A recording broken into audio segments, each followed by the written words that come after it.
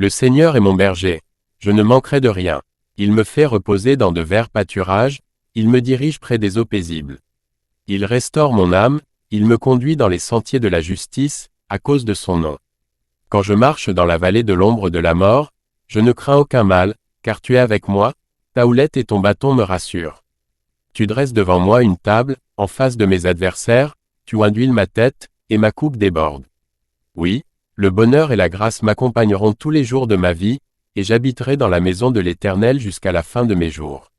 Louez l'Éternel, car il est bon, car sa miséricorde dure à toujours. Celui qui demeure sous l'abri du Très-Haut repose à l'ombre du Tout-Puissant.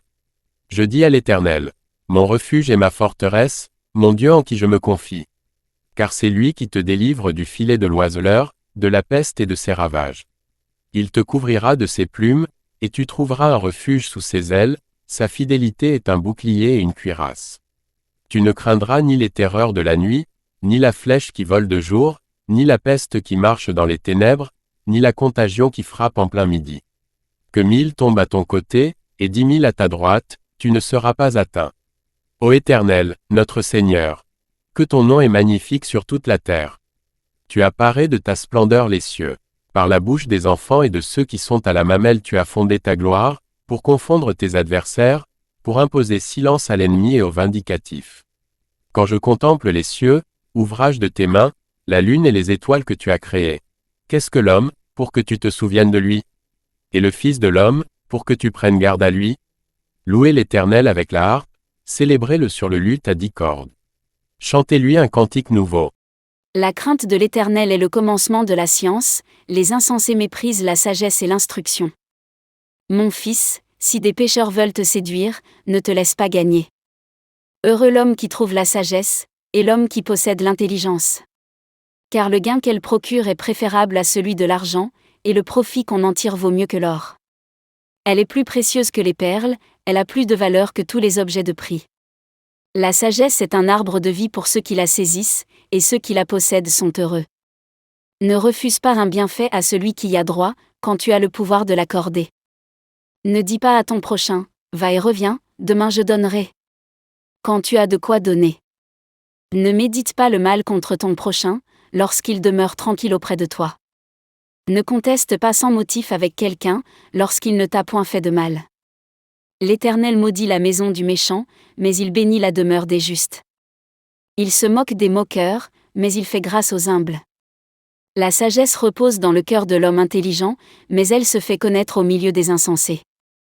La justice élève une nation, mais le péché est la honte des peuples. Une réponse douce calme la fureur, mais une parole dure excite la colère.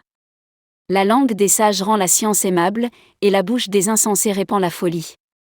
L'Éternel renverse la maison des orgueilleux, mais il affermit le domaine de la veuve. Les projets échouent, faute d'une assemblée qui délibère, mais ils réussissent quand il y a de nombreux conseillers.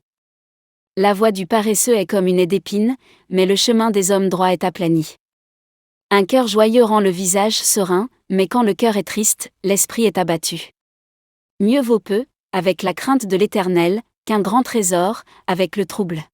Les yeux de l'Éternel sont en tout lieu, observant les méchants et les bons. La langue douce est un arbre de vie, mais la langue perverse brise l'âme. Le cœur joyeux rend le visage serein, mais quand le cœur est triste, l'esprit est abattu. Mieux vaut peu, avec la crainte de l'Éternel, qu'un grand trésor, avec le trouble.